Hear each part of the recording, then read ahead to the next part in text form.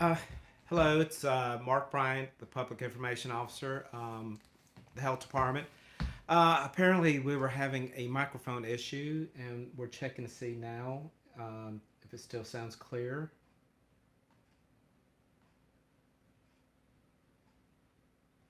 No sound. Okay. Um,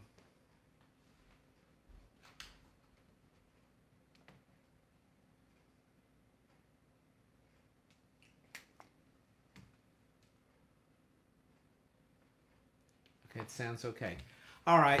Thanks to my bride here, as we're here on from COVID-19. Thank you. We're not quite sure what happened. I'll just go through this again. I apologize for that. We haven't had that issue before. I'll give the numbers again. This is for this morning's. I have not checked it, but this is always ongoing. For number of cases in Alabama, of confirmed cases, 1,842. Here in Mobile County, 128. Reported deaths across the state, 45, and 6 here in Mobile County. The 6 was over the weekend. Um, and in regard to that, Dr. Eichel said, this is a quote from him, MCHD is saddened by another loss of life involving COVID 19. Like in all other states, this pandemic of COVID 19 will continue to take lives in the weeks to come. So that was from Dr. Eichel. Um, One update outside the health department, the city of Mobile posted this morning um, that USA Health has partnered with the city of Mobile to establish drive-through testing at Lad People Stadium to provide testing to the general public. Uh, they ask if you call 1-800, well, I'm sorry, 1-888-872-2650 between 8 a.m. and 2 p.m. on weekdays to set up a screening. Again, that was if you want more details, that was on the City of Mobile's Facebook page. As for number of tested here in Mobile County, the number is 1,007. Across the state, it's 14,765, and the statewide number of hospitalizations is at 240. Um, Dr. Randy Murphy, our epidemiologist, has been working gathering the data from the Alabama Department of Public Health surveillance system. She gets that at 7 o'clock every night and then runs the numbers in the morning. As of the latest numbers we have with 128 confirmed cases here, um, 29 have been hospitalized. Um, Someone asked, well, we'll get to that question in a minute, but for ages, majority have been between the ages of 19 and 64. Majority have been female. Majority have been African American. Um, and then for zip codes, that's if you have 20,000 or more residents in a zip code, the federal law allows us to give that information. Anything below there, we cannot. So for 3605, we have 8 patients, 36608, 19, 36609, 8, and 36695, 20. All this information is either on our Facebook page, I Love MCHD. Some people have said they're having trouble reading it on there. If you wish to see a full PDF, you can go to our website, mchd.org, and click on the news drop, and you'll get a much better version of that. And that's going to be posted every day, every morning. And speaking of Dr. Murphy, she did give this right before we went on. This is from the ADPH concerning changes in quarantine orders. Effective immediately, any person who has tested positive for COVID 19 other than institutionalized persons shall be quarantined to their place of residence for a period of 14 days after receiving positive test results. Any person quarantined pursuant to this provision shall not leave their place of residence for any reason other than to seek necessary medical treatment. Any person requiring assistance while under quarantine may contact Alabama Voluntary Organizations Active in Disaster at alvoad.communityos.org/cms/. While under quarantine, the person must take precautions as directed by his or her healthcare provider or the Department of Public Health to prevent the spread of the disease to others.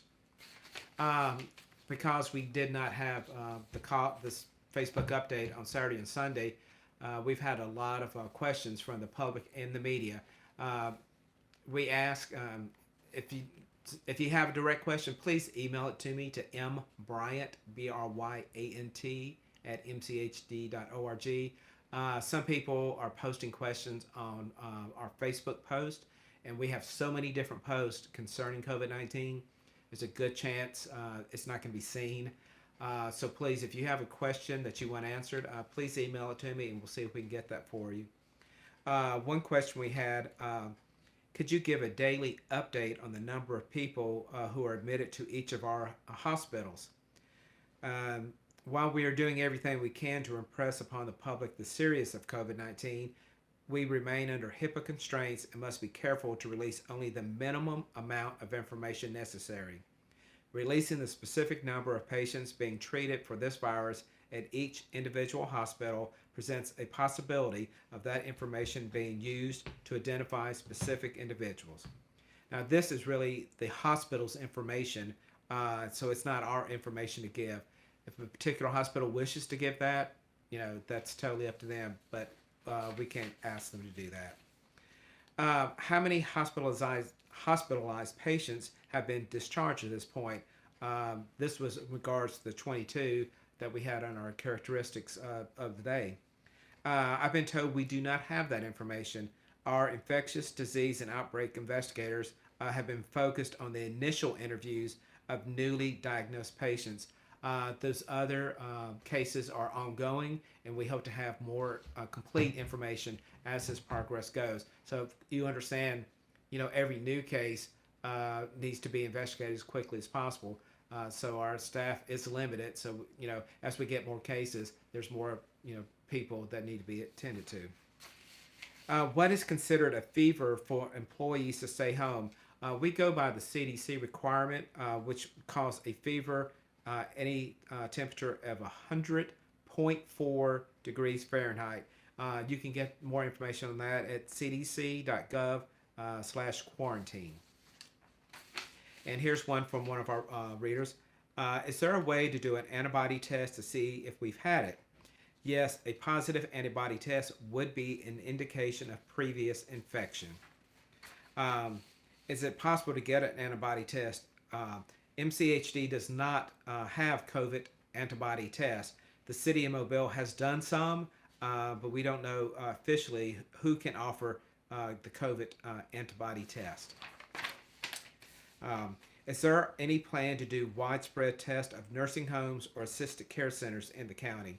There are no plans at this time. Each facility is handling their own residents in consultation with public health as needed.